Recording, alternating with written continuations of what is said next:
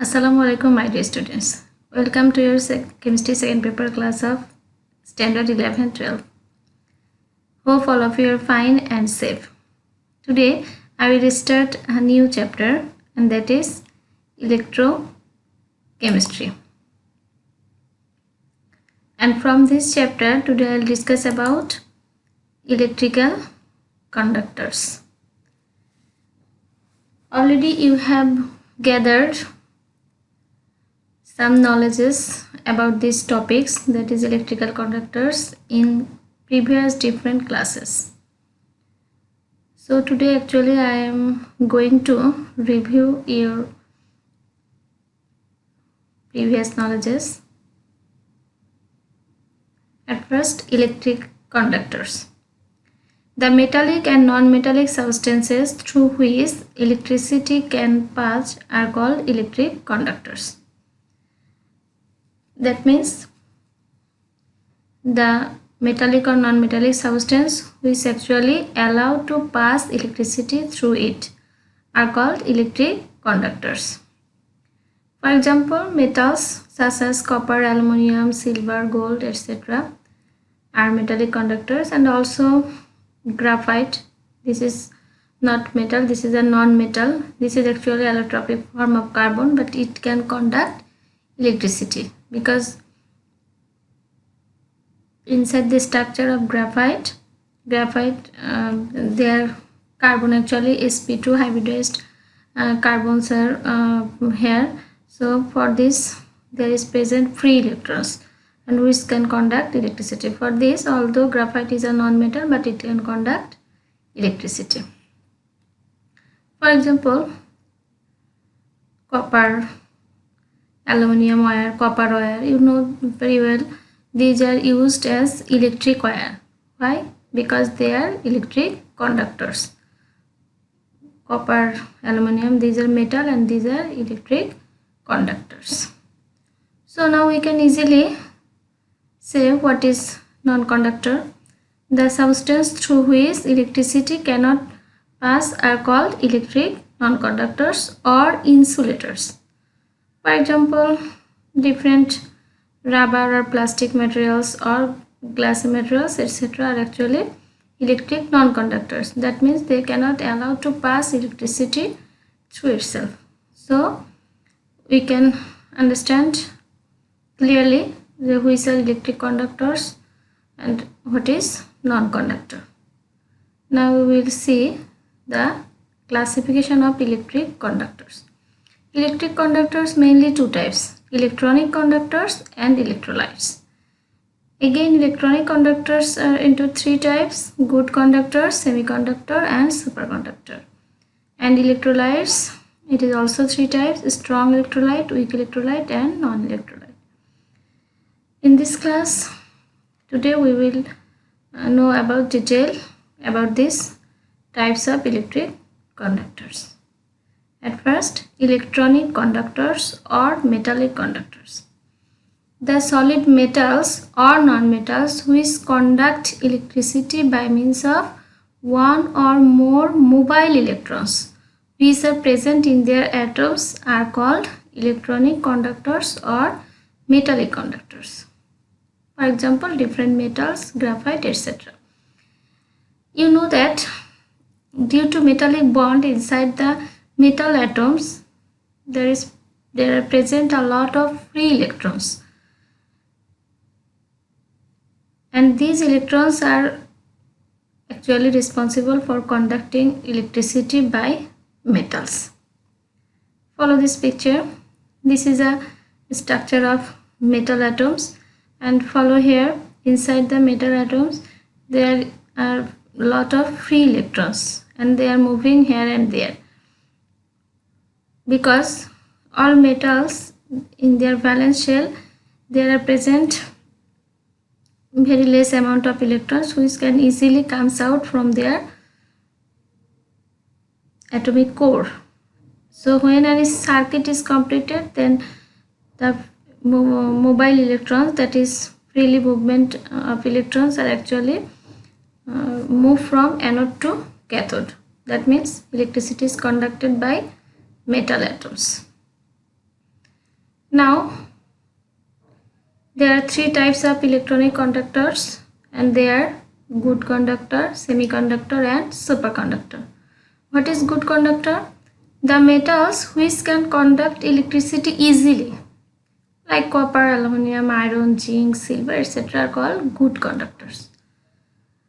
And semiconductor is what? There are some materials having some conducting property in between conductors and non-conductors, which are called semiconductor. That means they have partially conducting property and partially non-conducting property. For example, group 14 members of periodic table, that is silicon, germanium, etc. are semiconductors. And superconductor. Some metal alloys or oxides of metal alloy which can conduct electricity without any electric resistance are called superconductor.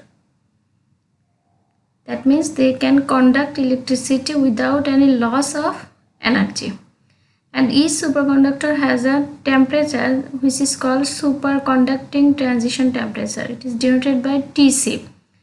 And below this temperature, those superconductors actually can conduct electricity without any electric resistance. That means they have a super electric conducting ability.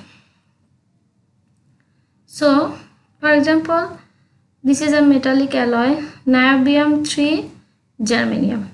That means 3 atoms of niobium and 1 atom of germanium. This is a metal alloy whose superconducting transition temperature is 23.2 Kelvin.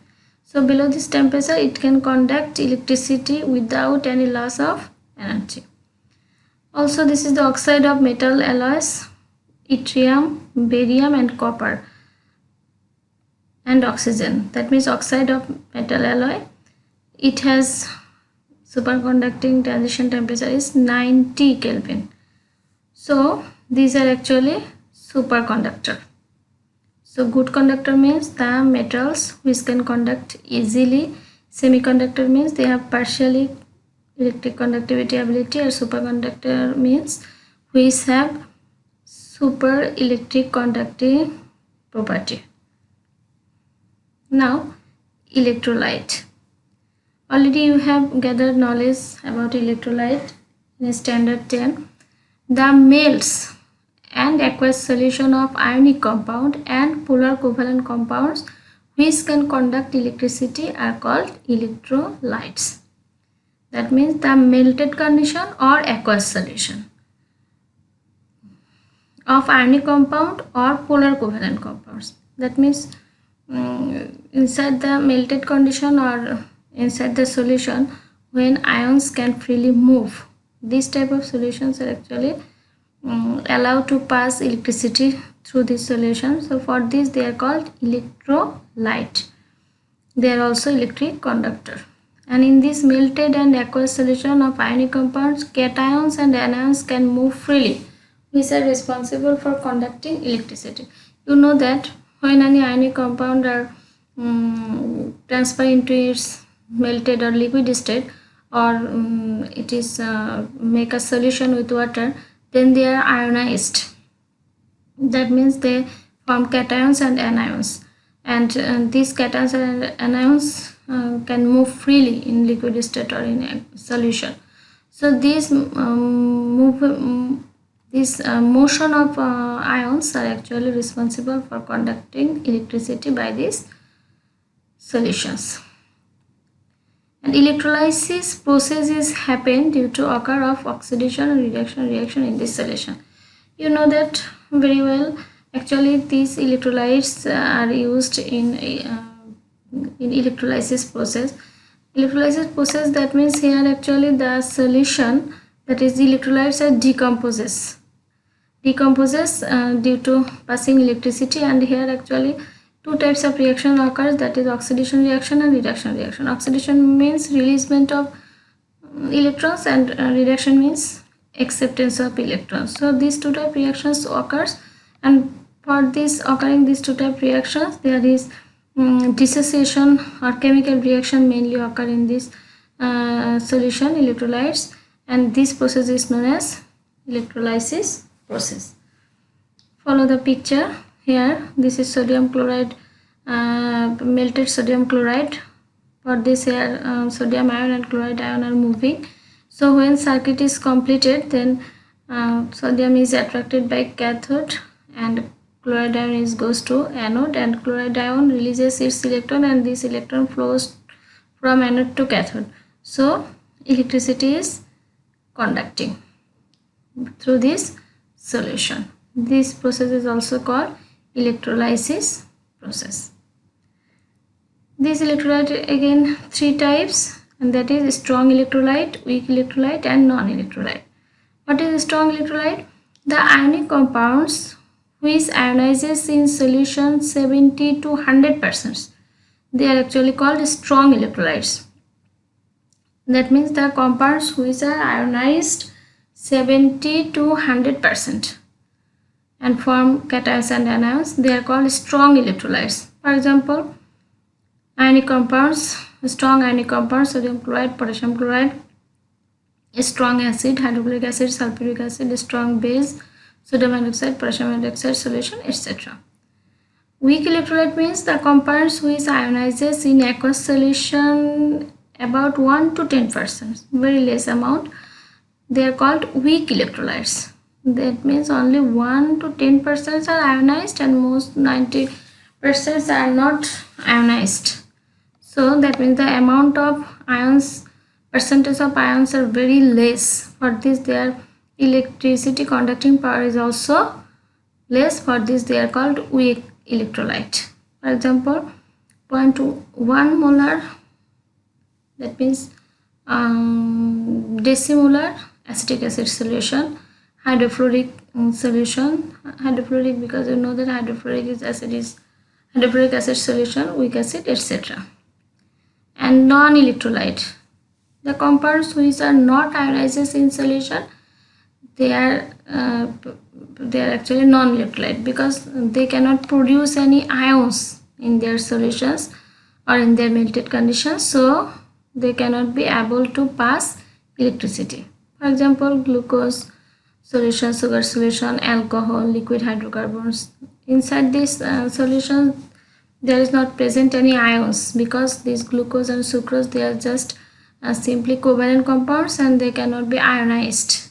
They are not polar covalent compounds. For this they cannot be ionized. For this they are non-electrolyte, they cannot allow to pass electricity. So they are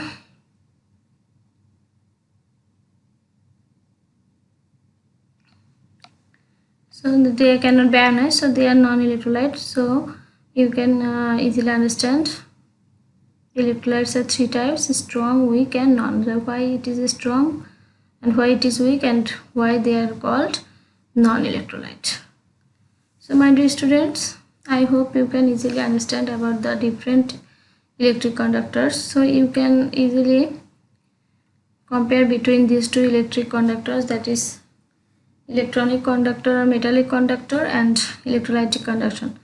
So metallic conductor, actually it is due to the flow of electrons, and here electrolytic conduction, it is due to the flow of ions, positive ions or negative ions.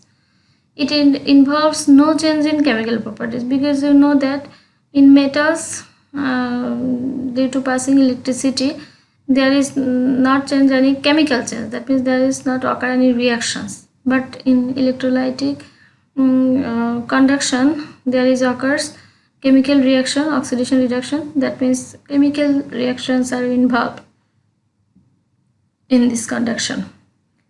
And it does not involve transfer of matter, yes, because there is no change of matter will occur here. But it involves transfer of matter in the form of ions, because you have seen that when any ionic compound, solution of ionic compound are used as electrolyte, then it decomposes into its constituent atoms. That means due to electrolysis process of sodium chloride solution, there is actually produced sodium metal and chlorine gas. That means sodium chloride dissociates into sodium metal and chlorine gas. So the transfer of matter is actually involves here. And conductivity decreases with the increase in temperature. That means if temperature is increased, then electricity conductivity is decreased. Why? Because if temperature is increased, then the vibration of electrons in metals, the vibration rate of electrons is increased, and for this their electrical conductivity decreases. But due to increasing temperature of electrolytes, the kinetic energy of the ions, that means the movement of ions are increases. For this the electrical conductivity of electrolytes is also increases. So like this way we can difference or compare between these two electric conductors. So hope your becomes clear about these electric conductors. So today up to this, and in next class very soon I will come back with new topics. Goodbye everybody.